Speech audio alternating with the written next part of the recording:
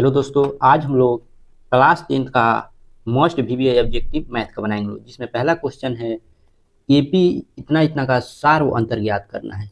सार्व अंतर का मतलब होता है जो डी का मान ज्ञात किया जाता है उसे हम बोलते हैं सार्व अंतर। तो डी निकालने का फॉर्मूला होता है ए2 माइनस ए1, जिसमें ए2 का मान क्या होता है, ये ए1 ए2 ए3 ए4 ए5।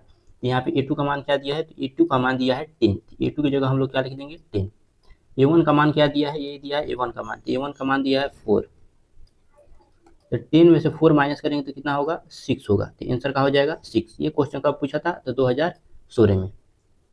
अगला क्वेश्चन है 3x² प्लस 8x प्लस 10 का घात क्या है। तो पावर देखेंगे कितना है, तो पावर कितना है, ऊपर में क्या लिखा है, तो ऊपर में लिखा है यहाँ पे 2। तो आंसर क्या हो जाएगा 2। ये क्वेश्चन कब पूछा था, तो ये क्वेश्चन पूछा था 2023 में। अगला क्वेश्चन है 0.3 के पावर एकड़ी प्लस 0.4 के पावर एकड़ी का सरलतम रूप क्या होगा। सिंपलेस्ट फॉर्म इसका पूछा है, यानी 0.3 के पावर बार, इसको रेकड़ी बोलते हैं, और 0.4 के पावर बार, इसको सॉल्व करना है।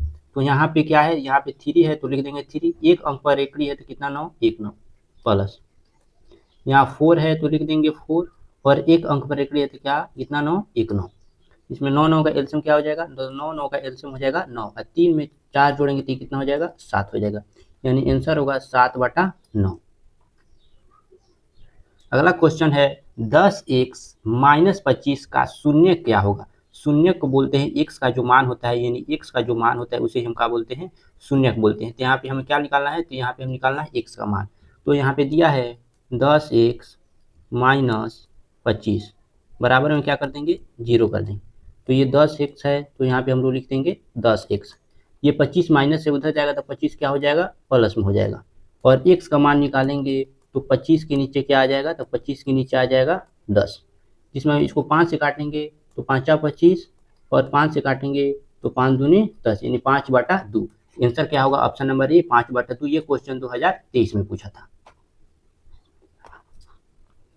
15 और 60 का एचसीएफ क्या होगा। तो एचसीएफ निकालने का एक पता रहे आसान तरीका, यानी सबसे आसान तरीका एचसीएफ निकालने का, यानी 60 और 15 का एचसीएफ पूछा है।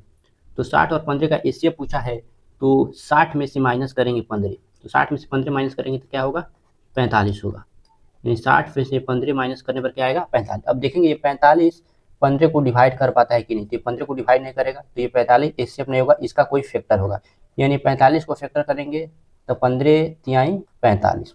तो ऑप्शन में 3 भी है और 15 भी है, तो जो बड़ा होता है वही क्या होता है एचसीएफ होता है, यानी बड़ा ही क्या होता है एचसीएफ होता है, हाईएस्ट कॉमन फैक्टर। तो ये 15 15 को भी डिवाइड कर देगा, 15 एकम 15 और 15 चौका 60, तो यही क्या हो जाएगा आंसर हो जाएगा। अगला क्वेश्चन है दो लगातार संख्याओं का एचसीएफ क्या होगा। अगर दो लगातार संख्या कहेगा या कह देगा कभी कभी अभाज्य संख्या, यानी लगातार संख्या कहेगा तभी भी एचसीएफ 1 होता है, और अभाज्य संख्या कहता है तभी भी एचसीएफ 1 होता है। अगर कह देगा सम संख्या, यानी सम संख्या का एचसीएफ क्या होता है, तो इसका एचसीएफ होता है 2 होता है। अगला क्वेश्चन है y² माइनस 6y माइनस 8 का घात क्या होगा। तो पावर भी यहाँ पे क्या दिखाई दे रहा है, तो पावर भी यहाँ पे 2 दिखाई दे रहा है, तो आंसर क्या हो जाएगा 2 हो जाएगा। ये क्वेश्चन 2021 में पूछा था। अगला क्वेश्चन है 6x² माइनस 11x प्लस 3 का शून्यकों का योगफल, यानी यहाँ पे हम लोग पूछा है शून्यकों का योगफल। तो शून्यकों का योगफल निकालने का फॉर्मूला होता है alpha plus beta equal to minus b/a। यहाँ पे माइनस है तो लिख देंगे माइनस। बी का मान कितना दिया है, तो बी का मान -11 दिया है, यानी यहाँ पे ए का मान दिया है 6, बी का मान यहाँ पे दिया है -11, और सी का मान कितना दिया है 3। तो माइनस है तो माइनस, बी का मान -11, तो बी की जगह हम लोग लिख देंगे -11। यहाँ ए कितना दिया है, ए दिया है 6, तो 6 माइनस माइनस प्लस 11 है तो 11, नीचे 6 तो 6, यानी 11/6। तो ऑप्शन नंबर सी इसका आंसर हो जाएगा, 2021 में पूछा था। अगला क्वेश्चन है 8 के पावर 0 और गुना 2 के पावर 0 का मान क्या होगा। तो किसी के पावर 0 रहता है उसका मान क्या होता है 1, यानी 8 के पावर 0 का मान 1 गुना 2 के पावर 0 का मान क्या 1, 1 का गुना 1 से करेंगे तो क्या हो जाएगा 1 हो जाएगा, यानी ऑप्शन नंबर डी। ये क्वेश्चन कब पूछा था 2021 में। अगला क्वेश्चन है निम्न में कौन अभाज्य संख्या है, यानी निम्न में कौन अभाज्य संख्या है जिसे हम क्या बोलते हैं, तो जिसे हम बोलते हैं प्राइम नंबर। तो जिसका 2 फैक्टर होता है उसे हम क्या बोलते हैं, अभाज्य संख्या। तो यहाँ पे अभाज्य संख्या क्या हो जाएगा, इसका तो 2 से ज़्यादा फैक्टर होता है, इसका भी 2 से ज़्यादा फैक्टर होता है, इसका भी 2 से ज़्यादा फैक्टर, यानी इसका भी 2 से ज़्यादा फैक्टर, इसका भी 2 से ज़्यादा फैक्टर, इसका भी 2, इसका 2 ही फैक्टर होता है, इसका एक फैक्टर होता है 1 और एक फैक्टर होता है 23।